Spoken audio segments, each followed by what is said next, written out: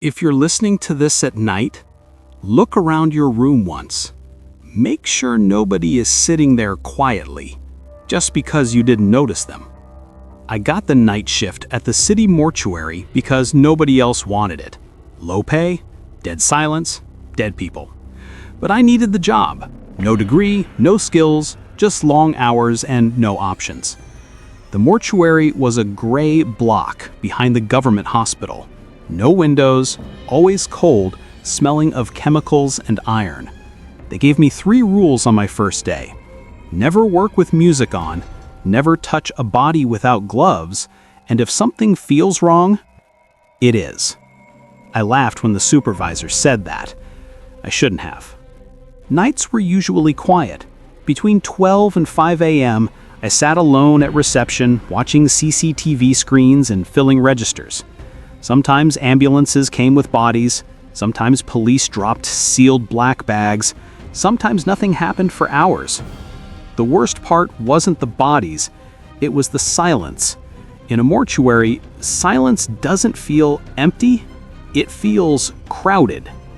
One night, around 2:40 a.m., they brought in a woman. Mid-30s, unidentified, found near the old drain bridge. No ID, no bag, no phone. Bruises around her neck. The report said possible suicide, but the way her eyes were stuck open didn't look like someone who wanted to die. It looked like someone surprised by death. We put her in drawer number 4, steel tray, white sheet, lock. Done. I went back to my desk.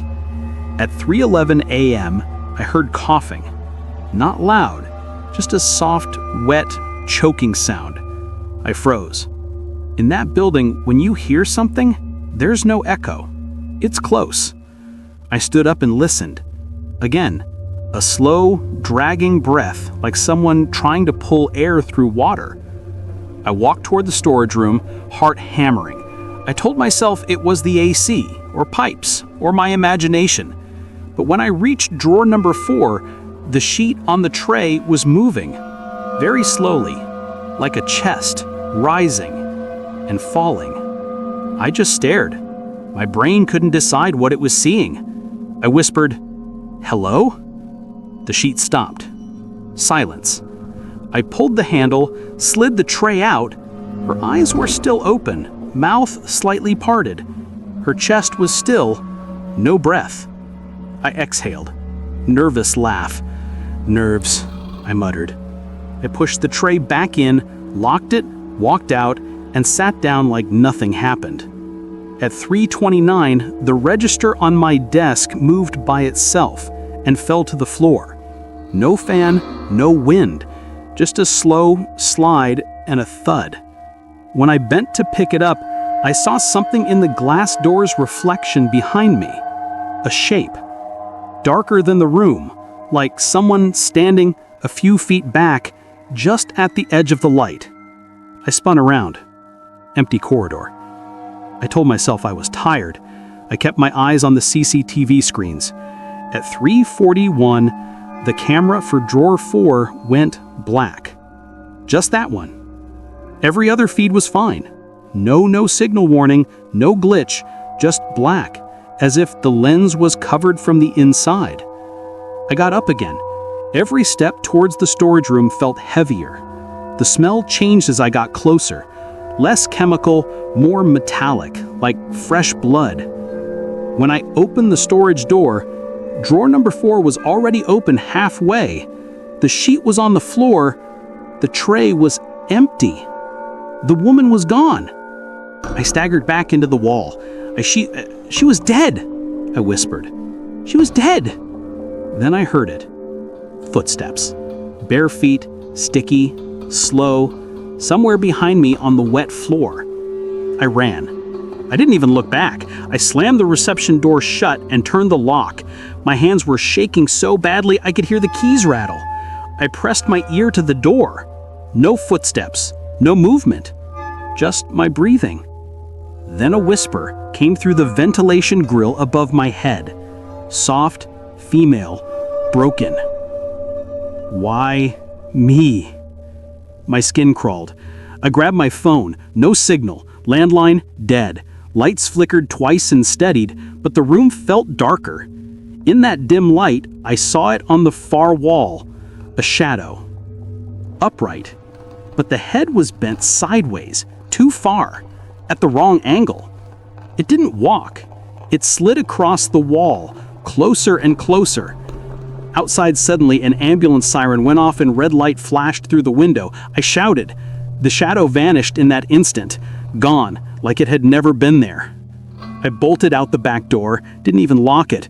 I collapsed beside a guard's bike outside, shaking, crying, unable to speak. When they searched the mortuary, they found nothing. Every drawer was closed, including number 4, with a body inside, sheet perfectly folded. CCTV footage showed me talking to thin air, opening a drawer, screaming at nothing. They said it was stress, hallucination, lack of sleep. They transferred me. I resigned. 2 months later, I saw her face again on a crime news site. Same eyes, same bruises.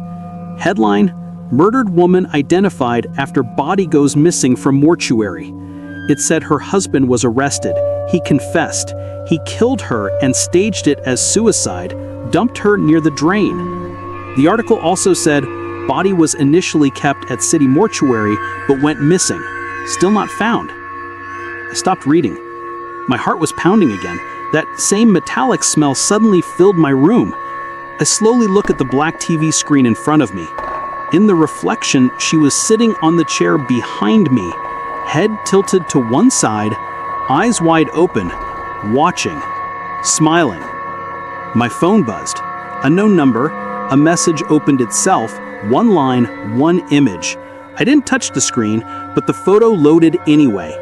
It was my house, taken from the outside, at night, with the lights on, right now. A whisper slid across my ear. I didn't kill myself. I turned around. The chair behind me was empty, but when I looked back at my phone, the chat was open. The typing dots appeared. I threw the phone on the bed. I didn't sleep that night, or the next, or the one after. Here's the part that matters to you. If you work around death, hospitals, ambulances, morgues, and you hear breathing where there shouldn't be any, if you see a chest rise under a sheet, if a body goes missing and everyone laughs it off as paperwork, don't be so sure it stayed behind. Some bodies leave, some don't, and some follow the only person who noticed they never meant to die.